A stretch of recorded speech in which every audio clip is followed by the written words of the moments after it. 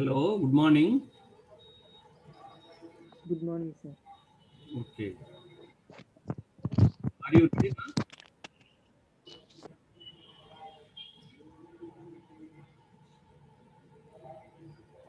All are you ready? That is on. Yes, Yes, sir. sir. Okay. So far we have seen what is mean by indifference curve, what is mean by budget line, and to study the consumer behavior, we have utilized these two tools, indifference curve and budget line. With the help of those tools, we could able to tell that when the consumer is in equilibrium accordance with the ordinal analysis. Consumer is said to be in equilibrium when he gets maximum satisfaction and the point from where he doesn't want to change his position, because at that point he gets maximum satisfaction. If he changes the consumer, if changes the position, the satisfaction may be reduced. That is the reason he doesn't want to change the position. That position at where consumer gets maximum equilibrium is called consumer's equilibrium position. So we have seen with the help of diagram how the consumer is in equilibrium, what are the conditions for the equilibrium. We have seen all these. Let us continue our journey of studying consumers' behavior from some other aspects also. Today we try to understand how the consumer behaves, how the consumer behaves when the price of the commodity change, when the price of the commodity is changed. ఇప్పటి వరకు మనం వినియోగదారుని ప్రవర్తనను ordinal విశ్లేషణ లేదా ఉదాసీనత వక్రరేఖ విశ్లేషణలో చదవడానికి ప్రయత్నిస్తూ దానికి అవసరమైన ఉదాసీనత వక్రరేఖ అంటే ఏమిటి, బడ్జెట్ రేఖ అంటే ఏంటి చూసి వినియోగదారుడు సమతుల్యం ఎలా పొందుతాడో తెలుసుకోవడం జరిగింది. వినియోగదారుడు సమతుల్యం పొందడానికి గల షరతులను కూడా మనం చూసాం. ఉదాసీనత వక్రరేఖ బడ్జెట్ రేఖకు స్పర్శరేఖగా ఉండాలని, లేదంటే the slope of IC must be equal to slope of budget line ఉండాలని, అట్లా ఆ కండిషన్స్ని మనం ఫుల్ఫిల్ చేస్తే వినియోగదారుడు సమతుల్యంలో ఉంటాడని మనం ఇప్పటివరకు చూసాం. అట్లా కన్జ్యూమర్ బిహేవియర్ను మనం స్టడీ చేసే ప్రయత్నం స్టార్ట్ చేసాం. దానికి కొనసాగింపుగా ఈరోజు వస్తువు ధరలో మార్పు వచ్చినప్పుడు వినియోగదారుని ప్రవర్తనలో ఎలాంటి మార్పు వస్తుందో అధ్యయనం చేయబోతుంది. అంటే ఆ వస్తువు ధరలో మార్పు వచ్చినప్పుడు వినియోగించడం అంటే ఆ వస్తువును కొనడం, ఆ వస్తువు కొనుగోలులో, ఆ వస్తువు వినియోగంలో ఎలాంటి మార్పు వస్తుంది, దాని గురించి ఈరోజు తెలుసుకోబోతుంది. Let me share the screen in this regard. Okay,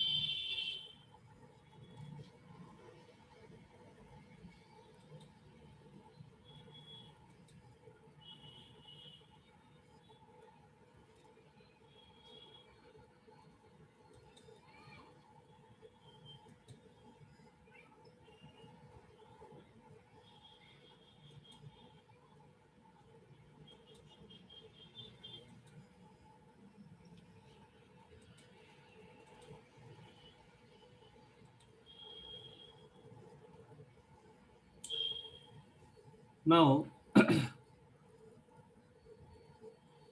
we study the consumer's behavior when the price of the commodity changes with the help of price consumption curve. Price consumption curve. This is also called as price effect. Price effect on what? Price effect on consumers' behavior. Okay, let us see. As I have told, the curve which shows the consumer behavior when the price of the commodity changes is called price consumption curve. The curve which shows the consumer behavior when the price of the commodity changes is called price consumption curve. ధర వినియోగ రేఖ. ఒక వస్తువును when the consumer consumes a commodity,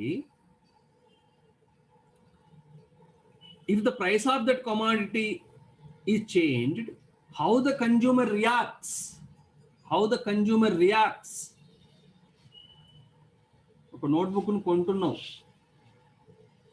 కొన్నప్పుడు దాని ధర పెరిగింది లేదా ధర తగ్గింది. అలాంటి సమయంలో కన్జ్యూమర్ ఎలా రియాక్ట్ అవుతాడు, ఎలా రెస్పాండ్ అవుతాడు అనేది చదవడమే ధర మారినప్పుడు కన్జ్యూమర్ బిహేవియర్ను చదవడం. ఈ విషయాన్ని మనకు చెప్పే రేఖను, ఒక రేఖ ద్వారా మనం దీన్ని చదివే ప్రయత్నం చేస్తాం. ఆ రేఖని ఏమంటారంటే ధర వినియోగ రేఖ అంటారు. ప్రైస్ కన్జంప్షన్ కర్వ్ అంటారు. The curve which shows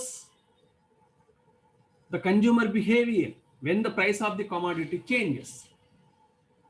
ఒక వస్తువు ధర మారినప్పుడు when the commodity of the price changes, how the consumption of that commodity taken place is explained by a curve. That curve is called as price consumption curve.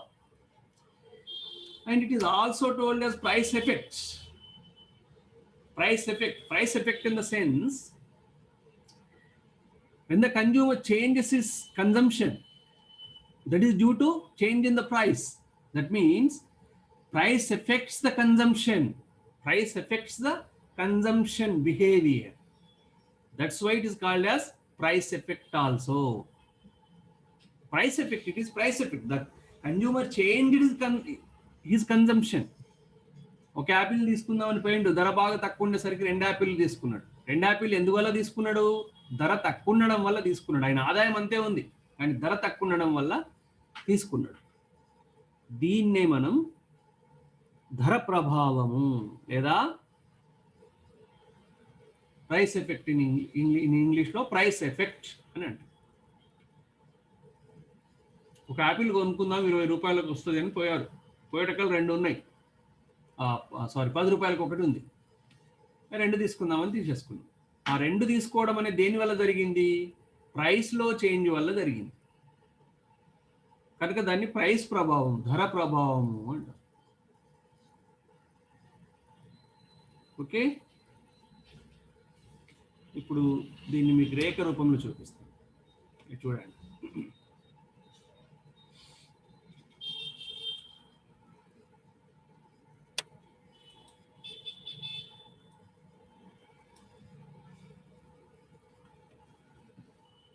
ఇది ఏం రేఖ చెప్పండి? PL1 ఏంటిది? దీన్ని ఏమంటాం మనం? Anybody? Budget line sir. Budget line. Yes, మనం చదివాం కదా, అందుకే చెప్తున్నాను. మొన్నటి వరకు నేను ఆ క్లాస్ను మళ్ళీ రిపీటెడ్గా మీకు బడ్జెట్ లైన్ అంటే ఏంటి, ఐసి అంటే ఏంటి, టాంజెంట్ అంటే ఏంటి, వీటన్నింటి మీద మీతోని రిపీటెడ్గా మీతోని చెప్పించింది ఇందుకే. అది బాగా తెలిస్తే మిగతాదంతా చాలా ఈజీ అయిపోతుంది. బడ్జెట్ లైన్ అంటే తెలవాలి, ఐసి అంటే తెలవాలి, కన్జ్యూమర్ ఈక్విలిబ్రియం అంటే ఏంటో తెలియాలి. ఈ 3 very very very very very very very important and primary to understand the economics, further economics. Those who missed the class please try to read. I think I have uploaded in YouTube. Just go to the YouTube and enter my name for the channel, Dr. M.A. Malik. You will find all the videos. So to find the videos, certain topic, you enter the topic, otherwise you search the videos and try to listen that. If you get any doubt, then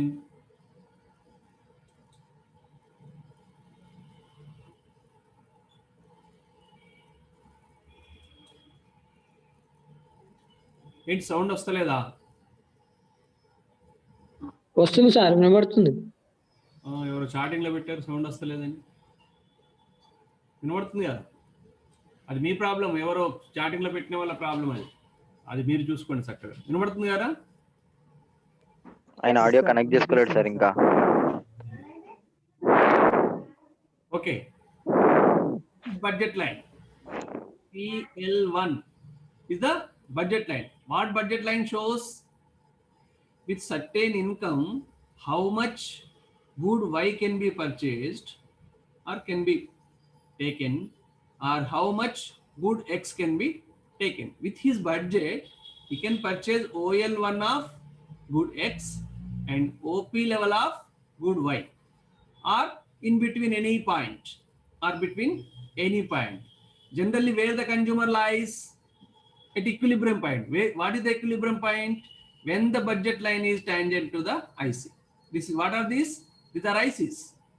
These are ICs.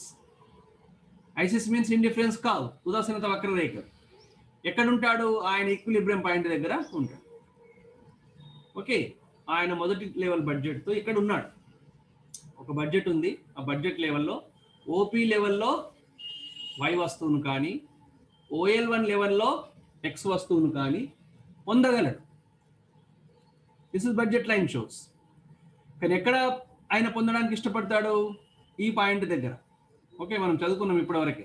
Consumer gets equilibrium at the point where IC tangent to the budget line. ఈ Q అనే point దగ్గర ఉండి ఈ మొత్తంలో Yని, ఈ మొత్తంలో Xని తీసుకుంటాడు. ఈ మొత్తంలో Yని, ఈ మొత్తంలో Xని తీసుకుంటాడు. ఇది మీకు తెలుసు, ఇప్పటి వరకే మీకు ఇది తెలుసు. ఇప్పుడు మనం ఏం చూడబోతున్నాం అంటే,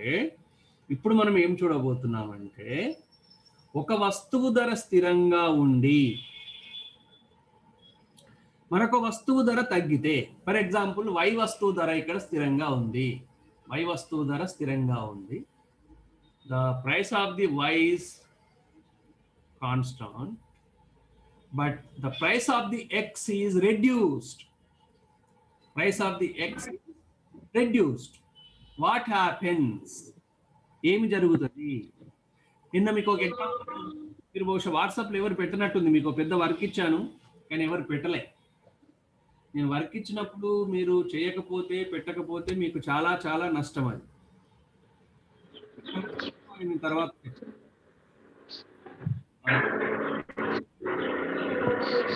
కమాండ్ రాదు, మ్యూట్ చేసుకోండి. సబ్జెక్ట్ మీద కమాండ్ రాదు, టాపిక్ మీద కమాండ్ రాదు. రెండవది, నేను వర్క్ ఇచ్చినప్పుడు మీరు చేయకపోతే ఎక్కడో ఒక చోట సడన్ దెబ్బతీస్తా. నేను సడన్ దెబ్బతీస్తానంటే మీకు అసైన్మెంట్కు 5 మార్క్స్ ఉంటాయి. యాన్యువల్ మెమోలో వచ్చే మార్క్స్ అవి. నేను చెప్పిన అసైన్మెంట్ పూర్తి చేయలేదనే పేరిట 0 ఇచ్చేస్తాను. You will lose 5 marks. Annual memo, not simple internal, that are called internal, but it will apply to annual memo. Ante kaadu, internal marks 5 marks assignment ku untayi. Assignment కోల్పోతారు. Internal test జరుగుతుంది. టెస్ట్లో కొందరు మంచి marks తెచ్చుకుంటారు, కొందరు తెచ్చుకోరు. అప్పుడు నేను హిపోథెటిక్గా కొన్ని మార్కులు కలుపుతుంటాను. 2, 3, 4, 5 వరకు కలుపుతుంటాను. అప్పుడు ఎవరైతే ఈ అసైన్మెంట్లు పూర్తి చేయరో అవి కూడా కలపరు. అంటే దాదాపు నేను ఇచ్చిన అసైన్మెంట్లు కంప్లీట్ చేయని వాళ్లకు 10 మార్కులు నా చేతి నుంచి పోతాయి. మీకు సబ్జెక్ట్ మీద క్లారిటీ రాదు, కమాండ్ రాదు, యాన్యువల్ ఎగ్జామ్లో కూడా సరిగ్గా రాయాలి. అట్లా మార్క్స్ పోతాయి. చివరికి చావు తప్పి కన్ను లొట్టబోయినట్టు పాస్ అవుతారు. అది ఒకటే, పాస్ కాకుండా ఒకటే. చావు తప్పి కన్ను లొట్టబోయినోడు ఏం చేస్తాడు రా తర్వాత? మంచం మీదే బతుకుతాడు. వాడు బతికినా ఒకటే, సచ్చినా ఒకటే. మీ బతుకు. అందుకని నేను చెప్పింది వర్క్ చేయండి. నేను చాలా సింపుల్ వర్క్ ఇచ్చాను. ఇచ్చి బహుశా 2 రోజులు కూడా టైం ఇచ్చాను. సండే రోజు హాలిడే, నిన్న కూడా క్లాస్ తీసుకోలేదు. అయినా ఒక్కడు కూడా పంపలేదు వర్క్. మీ సోమరితనానికి, మీరు మొద్దులు అనడానికి, మీరు యు ఆర్ నాట్ ఇంట్రెస్టెడ్ అనడానికి అదొక పెద్ద ఎగ్జాంపుల్. మీరేం చిన్న పిల్లలు కాదు. ఇప్పుడు డిగ్రీ ఫస్ట్ ఇయర్కి వచ్చారంటే తక్కువ అంటే 17, 18, 19, 20, 21, 22 దాకా ఉంటారు. 17, 21 రేంజ్లో ఉంటారు మీరు అందరు. అంటే పెళ్ళిళ్ళు చేస్తే అందరూ కూడా పిల్లలుగానే వయసు, అమ్మాయిలైనా అబ్బాయిలైనా సంవత్సరం కల్లా పిల్లని తీస్తారు పెళ్లి చేస్తే. అంటే పిల్లని ఇచ్చే వయసు ఉందంటే ఏంటి? మీరు పిల్లలకు బుద్ధి చెప్పాలి. బుద్ధి చెప్పాల్సిన వయసులో బుద్ధి చెప్పించుకోవాలి. అర్థమైందా? మూతి మీద విషాలు వచ్చినాయి, అంతటా ఎంట్రుకలు వచ్చినాయి కనుక చాలా మ్యాచ్యూర్డ్. మీరు తిట్లు పడద్దు, బాధ్యతతో ఉండాలి, బాధ్యతతో మెదలాలి. ఓకే. సృష్టి గొప్పతనం ఏంటంటే మనం పెద్దగా అవుతున్నాం, మనం మ్యాచ్యూర్డ్గా అవుతున్నాం, మనం ఒక స్థాయికి చేరుతున్నాం, బాధ్యత గల స్థాయికి చేరుతున్నామని మనకు ఒక ఇండికేషన్స్ కూడా ఇస్తుంది. ఫిజికల్గా కూడా ఇస్తుంది ఇండికేషన్స్. మూతి మీద మిసాలు వస్తాయి, చిన్న చిన్నగా గడ్డం వస్తుంది. ఓకే, రకరకాల ఇండికేషన్స్ వస్తాయి. దాని అర్థం ఏంది? ఓన్లీ బాడీ పెరుగుతుందని కాదు, నువ్వు ఒక బాధ్యత గల స్థాయికి చేరుతున్నావు అని అర్థం. నువ్వు అర్థం చేసుకుంటే నీకు పిల్లలు పుడతారని అర్థం. పిల్లలు పుడుతున్నారు అంటే అర్థం ఏంది? పిల్లలకు బుద్ధి చెప్పే స్థాయికి నువ్వు చేరుతున్నావు అని అర్థం. మరి ఆ స్థాయిలో ఉండి బుద్ధి చెప్పించుకునే, ఏబిసిడీలు రాసే, అల్ఫాబెట్స్ నేర్చుకునే పిల్లలాగా వ్యవహరించు. ఒకసారి చెప్తే దాన్ని చేసేయాలి అంతే. అది చేసిన వాళ్ళకి సులభంగా ఉంటుంది. చూడండి, ఇక్కడ ఎక్స్ వస్తువు ధర తగ్గింది అని అనుకుంటాం. అప్పుడు ఏమవుతుంది? సింపుల్ ప్రశ్న. When the Y commodity is constant, X price is reduced. The consumer has limited income. ఇంతకుముందు అయినా ఓపీ పరిధిలో పర్చేజ్ చేయగలరు, వైని పర్చేజ్ చేయగలరు. ఇప్పుడు OL1 పరిధిలో పర్చేజ్ చేయగలరు. ఇప్పుడు ఈ యొక్క ఎక్స్ ధర తగ్గింది అంటున్నాను నేను. అప్పుడు ఏం జరుగుతుంది? ఎక్స్ వస్తువులు ఇంకా ఎక్కువ పెంచుకుంటాడు సార్. ఎక్స్ వస్తువుని ఎక్కువగా కొనగలడు. పెంచుతాడా లేదా వేరే విషయం, కానీ కొనగలడు అయితే కొనగలడు అదే డబ్బుతో. అవునా కాదా? ఇప్పుడు మనం మొన్న ఎగ్జాంపుల్లో 20 రూపాయల యాపిల్ ఉంది, 5 రూపాయల ఆరెంజ్ ఉంది. 5 రూపాయల ఆరెంజ్లు ఎన్ని వస్తాయి? 20 వస్తాయి. ఇక్కడ నుంచి ఇక్కడ వరకు వచ్చినాయి అనుకుందాం. యాపిల్స్ ఎన్ని వస్తాయి? 20 రూపాయలు కనుక 5 వస్తాయి. యాపిల్స్ 5 వస్తాయి, ఆరెంజ్లు 20 వస్తాయి. ఓ నుంచి పి వరకు ఇవి 5 వస్తాయి. ఇప్పుడు ఏమైందంటే ఈ 5 రూపాయలది కాస్త ఈ 20 రూపాయలు కాస్త కొంత తగ్గింది, 15కి వచ్చింది అనుకుందాం. 15కి ఎన్ని వస్తాయి అప్పుడు? 15 6 90, 15 7 105. ఇంతకుముందు ఎన్ని వచ్చినాయి? 5 వచ్చినాయి 20 రూపాయలు. ఇప్పుడు ఎన్ని వస్తాయి? 6 కంటే ఎక్కువ వస్తాయి. 7 వరకు, ఇక్కడ వరకు వస్తాయి అనుకోండి. సరే, ఇంకా కొంచెం తగ్గింది అనుకోండి, 13 అనుకోండి. 12 78, 12 84, 1290, 12 రూపాయలకి అయింది అనుకోండి. ఇప్పుడు వరకు 5 వస్తే ఆ తర్వాత ఇంకొక 4 కలిపి ఇక్కడ వరకు 1290 ఇక్కడ వరకు వస్తాయి. దీని ధర మారలే కనుక ఇవన్నీ వస్తాయి, ఇవన్నీ వస్తాయి. అవునా కాదు? ఇవి ఇన్నే వస్తాయి. ఎన్ని వస్తాయి? ఓపీ లెవెల్లోనే వస్తాయి. కనుక బడ్జెట్ రేట్ ఎట్లా మారిపోద్ది? PL1 నుండి PL2గా మారిపోద్ది. ఇవి మాత్రం ఇన్నే వస్తాయి. ఇవి Y వస్తువులు మాత్రం OP లెవెల్ వస్తాయి. X వస్తువులు మాత్రం OL1 నుండి OL2 లెవెల్కి పోతాయి. ఎందుకు? X ధర తగ్గింది కనుక ఎక్కువ వస్తువులు కొనగలరు. ఈక్విలిబ్రియం పాయింట్ ఎక్కడ షిఫ్ట్ అవుతుంది? పైన ఉన్న ఐసీకి షిఫ్ట్ అవుతుంది. షిఫ్ట్ అవుతుందా కాదా? ఐసీలు ఇలా గీస్తే మనకు ఆయన బడ్జెట్ పరిధిలో ఎక్కువ ఏ ఐసీ మనకి ఇవ్వగలిగితే ఆ ఐసీకి పోతాడు. మనం చెప్పుకున్నాం కదా మొన్న. ఇక్కడ ఉండడు, మూర్ఖుడు కాదు consumer. Consumer is the rational consumer.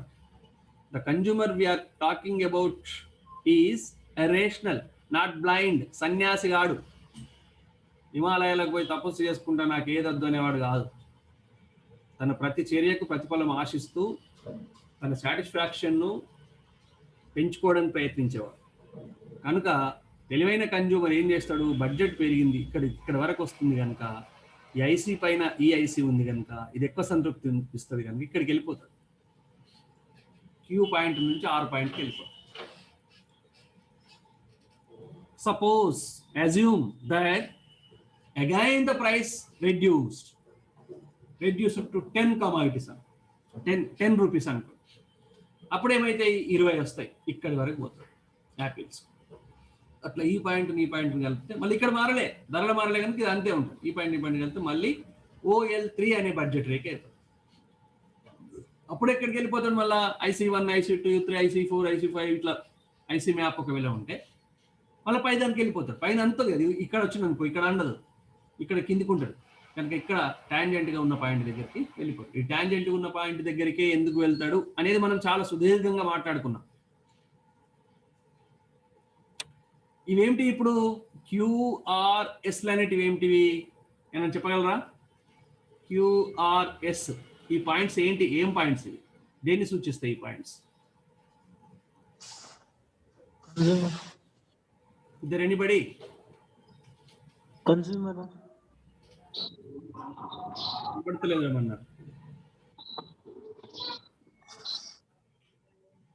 సమాన సంతృప్తి పొందుతాడు సార్ అక్కడ టాంజెంట్లు. ఎక్కడ సమాన సంతృప్తి పొందుతాడు రా? QRS అది బడ్జెట్ లైన్ IC1. ఇక్కడ ఏం పొందుతాడు? సమానమా? దేనికి సమానం? సమానం అని ఎప్పుడైతే అంటావో దేనికి సమానమో చెప్పాలి. ఈక్వల్ అనే సింబల్కు ఒకవైపే అక్షరం వేస్తే నీకు ఈక్వల్ సింబల్కి అర్థం తెలియదు అని అర్థం కదా. ఈక్వల్ అని ఎప్పుడైతే సింబల్ వేస్తావో ఇటోటి ఉండాలి, అటోటి ఉండాలి. A = B అనాలి. ఇప్పుడు నువ్వు సమానం అని అంటున్నావు, దేనికి సమానం?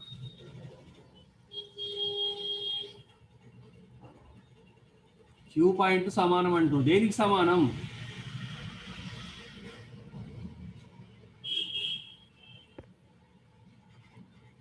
చదువుకున్నాం కదరా, టాంజెంట్ బడ్జెట్ లైన్ కు టాంజెంట్ గా ఉంటే కన్జ్యూమర్ ఈక్విలిబ్రియంలో ఉంటాడు అని చదువుకున్నావా లేదా?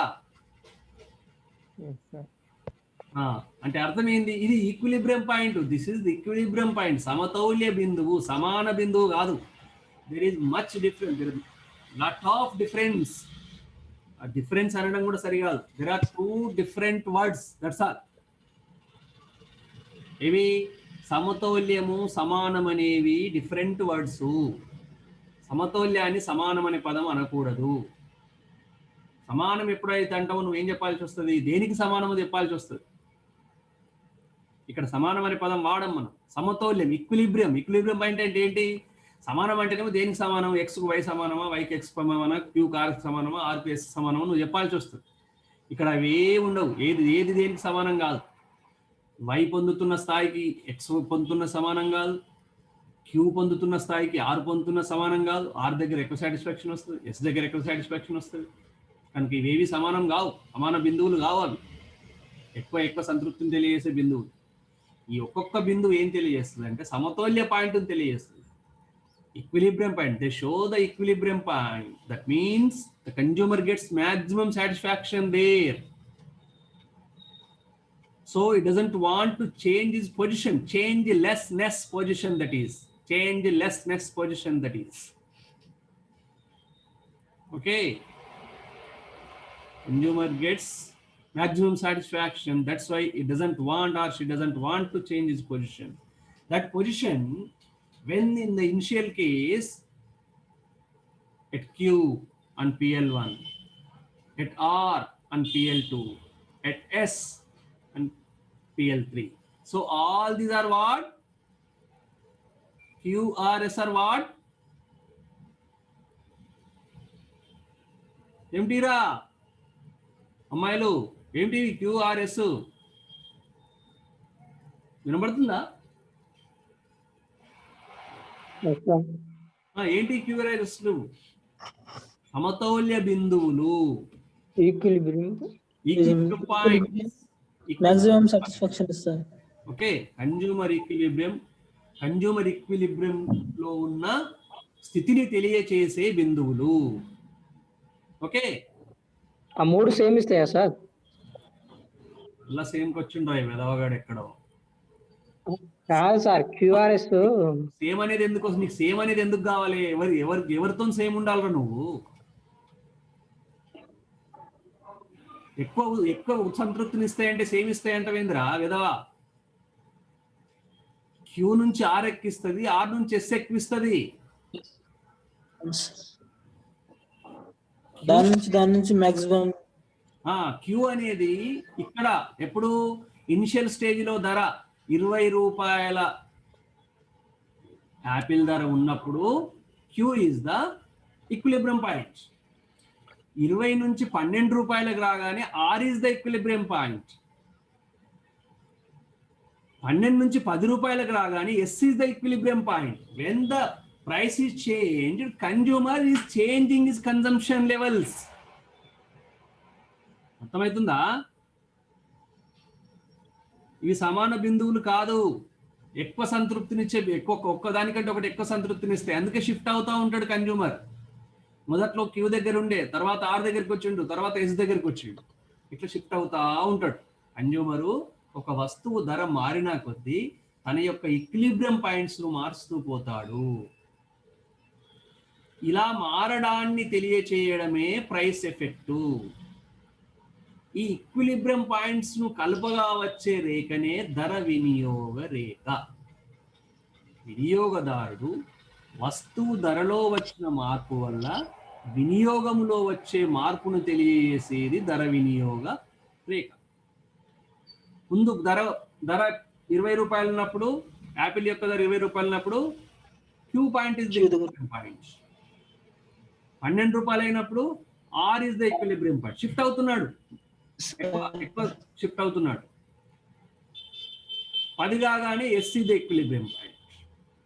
Okay, consumer is changing his equilibrium points because the change taken place in price of the one commodity. When the consumer changes his equilibrium points due to the changes in the price of the good, when we draw a line touching all these equilibrium points, that curve is price consumption curve. Price consumption curve. Price కు అనుగుణంగా consumption ను ఎలా change చేస్తున్నాడో చూపించేది కనుక దీన్ని price consumption అన్నారు. ధర వినియోగ రేఖ, వినియోగం సంబంధించిన రేఖ అది. ఎప్పుడు ధరలు మారుతూ ఉన్నప్పుడు వినియోగంలో వచ్చే మార్పును సూచించే రేఖ. అందువల్ల ధర వినియోగ రేఖ అన్నారు. దీని ప్రైస్ ఎఫెక్ట్ అని ఎందుకన్నారు? ప్రైస్ ఎఫెక్ట్ ఇది. క్యూ నుంచి ఆర్కు పోయిండు, ఆర్ నుంచి ఎస్కు పోయిండు. ఎందువల్ల పోయిండు? గూడ్ ఎక్స్ యొక్క ధర మారడం వల్ల పోయిండు.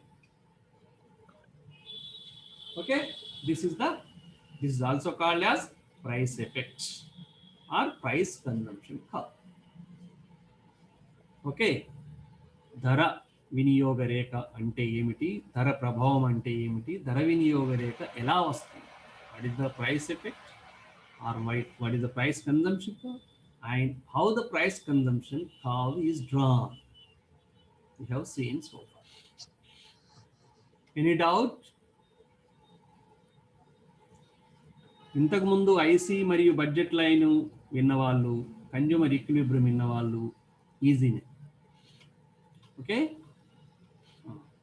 ఇప్పుడు ఏమైనా డౌట్స్ ఉంటే అడగండి. There any doubt? వినబడుతుందా? Is it audible? Sir invitation sir. End చేయాలా? Okay okay sir. right. Please read and come tomorrow's class. You may be asked the questions regarding this price consumption curve or price effect. ఇది కూడా basic, మళ్ళీ మీకు further topic చదవాలంటే ఇది బాగా అర్థం కావాలి. ఓకే, ధరలో వచ్చిన మార్పు వల్ల వినియోగంలో మార్పు ఎలా ఉంటుందో తెలియచేసే రేఖ ధర రేఖ. ఓకే, ధరలో వచ్చిన ప్రభావం వల్ల వినియోగంలో మార్పు ఉంటుంది కనుక దానిని ధర ప్రభావము అని కూడా అంటారు. ధర ప్రభావం వల్ల వినియోగంలో మార్పు వచ్చింది కనుక దాన్ని ధర ప్రభావము అని కూడా అంటారు. దాన్ని ఇలా చూపవచ్చు. ముందు మనకేం తెలవాలి? బడ్జెట్ లైన్ తెలవాలి, ఆ తర్వాత ఐసీ తెలవాలి, ఆ రెండు టాంజెంట్ ఉన్న దగ్గర ఈక్విలిబ్రియం పాయింట్ అని తెలవాలి. అప్పుడు మనం ధర చేంజ్ అవుతే ఈ యొక్క బడ్జెట్ లైన్ ఎలా మారుతుందో చూసినాం. ఆ మారిన కొద్ది సమతుల్య బిందువు ఎలా మారుతుందో చూస్తాం. ఆ సమతుల్య బిందువులను కలపగా వచ్చేదే ధర వినియోగం. Okay, shall I end the class? Hello, okay sir. Right మరి. Have a nice day. Okay sir, thanks sir. Thank you sir. Thank you, sir.